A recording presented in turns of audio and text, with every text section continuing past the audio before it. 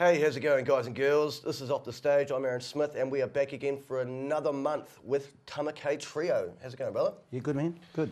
Good, nice to have you here. So you've just started up your new solo project. Yeah, I have, yeah, with my trio, yeah. Yeah, how about you tell us a little bit about that and what you do? Yeah, well, I've kicked that off. We did our first gig at Celtic a couple of weeks ago, and it was probably more about wanting to play the blues. Nice. Predominantly the blues, because that's all I ever really want to do.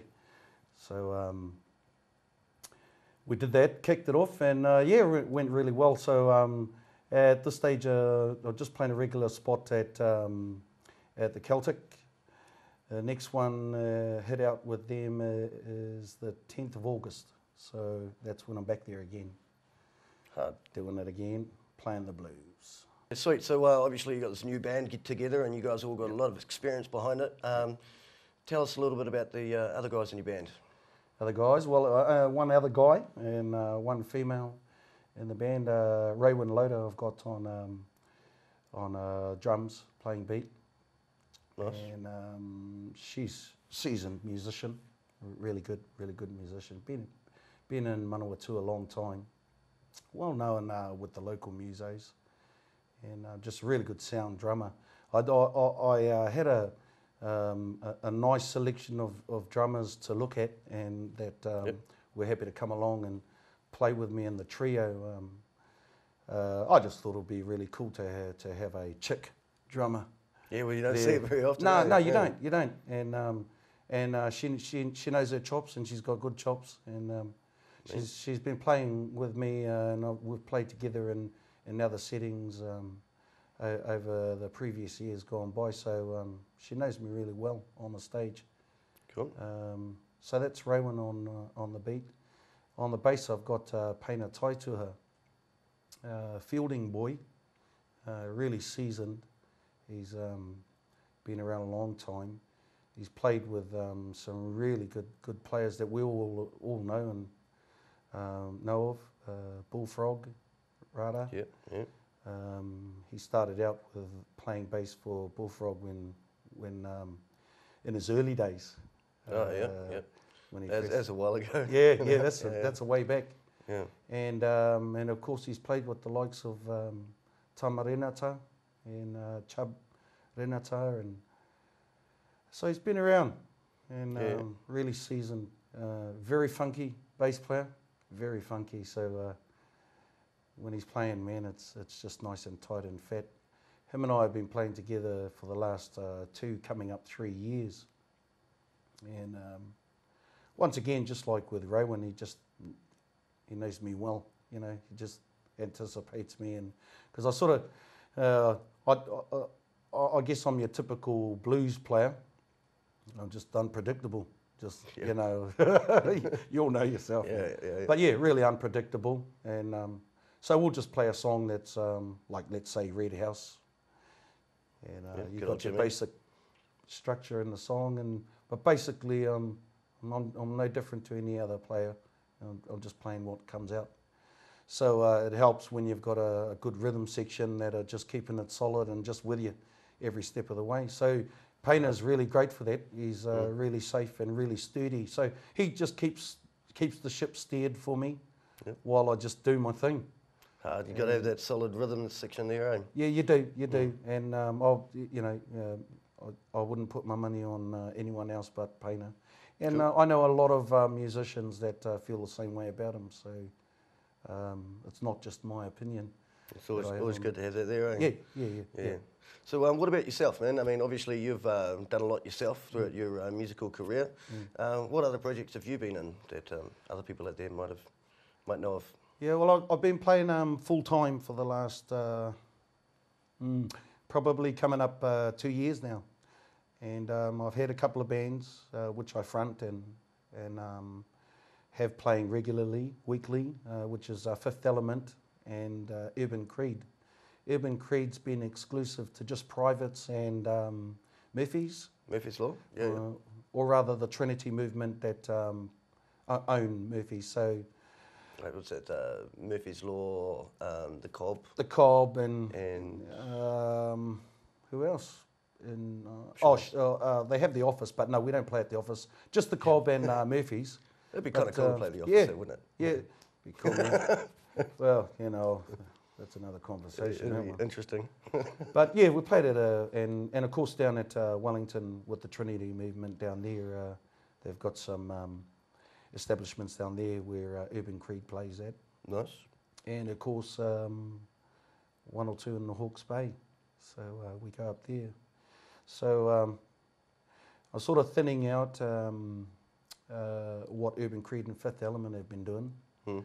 And basically replacing it with the Tama K Trio. You know how it goes.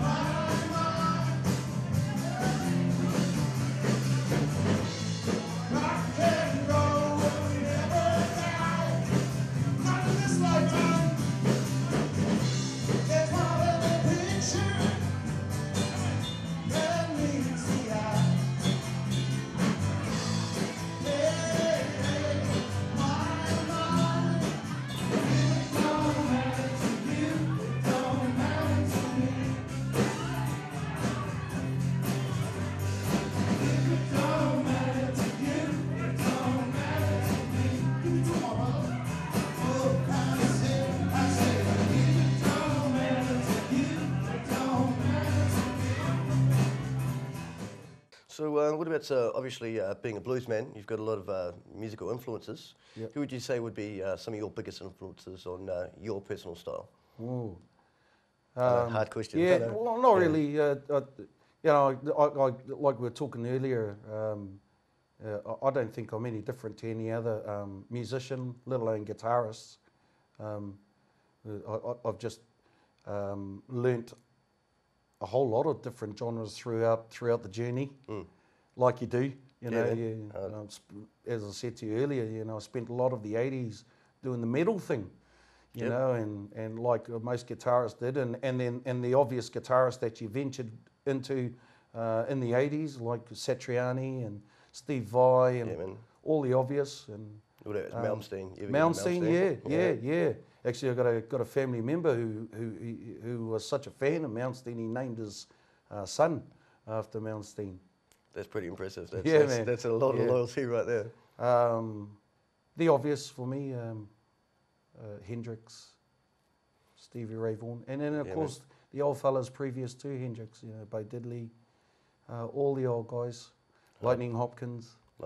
You know, all the obvious that I'm sure there's there are names that I could bring up that everybody knows of. But and then of course big influences such as Tom Waits. You know, he was big influence on me. His expression, the way he expresses himself. And I really like the idea with Tom that you could take him into that bluegrass feel, and he's right at home. Then you can take him to the rock and roll feel, and he's right at home. Yeah, it's just very versatile. Well, he is. He's at home wherever he goes in those genres, and so that influenced me too. That I didn't want to just belong to one genre, but rather maintain being able to express. So it just comes out through blues more often than not with me. So yeah, Hendrix, Stevie Ray Vaughan, all the obvious. So obviously you've been around for a while and doing your music thing there, and you're not new to the scene or anything. So what's a funny story that might have happened to you at a gig or on tour or something like that? One of the mates who shall remain nameless. He knows who he is. Jumps up and grabs Painter, my bass player's bass, and looks at me and he goes, "Bro, let's do Kisses." And I go, "What song's that, bro?" He goes, "Always Steal My Kisses." And shame, man, I don't even know the lyrics to that song, eh? I know the song, man, you know, and I don't even know the lyrics. Hey, so here we are standing there for about 5 minutes. Everybody's looking at us, looking at me, man. I'm feeling like the world's greatest dork, man, because when you listen to a lot of the songs they're doing, it would seem blatantly obvious that, yeah, Tama will know that song. He'll know the lyrics. And I didn't, man. And yeah. All right, cool. So you're going to have a bit of a jam for us and play us a song. Cool. That's cool. One of your originals, is it? Well, actually, I'll play. We're in the process at the moment of trying to get recording permission to do a version that we've got of Wonderful Tonight, Eric Clapton's. Oh, yeah, nice. And it was just something we stumbled upon, like you do with blues, you just stumble upon it. Yeah, man. And, we stumbled upon this version just jamming away at a gig, and decided, man, we really like this. So at the end of the year, when I begin recording my album, yep. Hopefully by then we've got permission to use the song as well.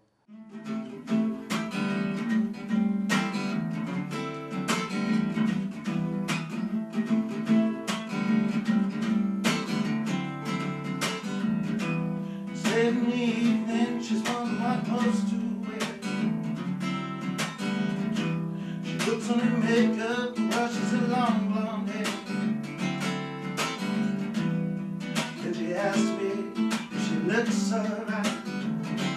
I said, baby, you look the wonderful tonight.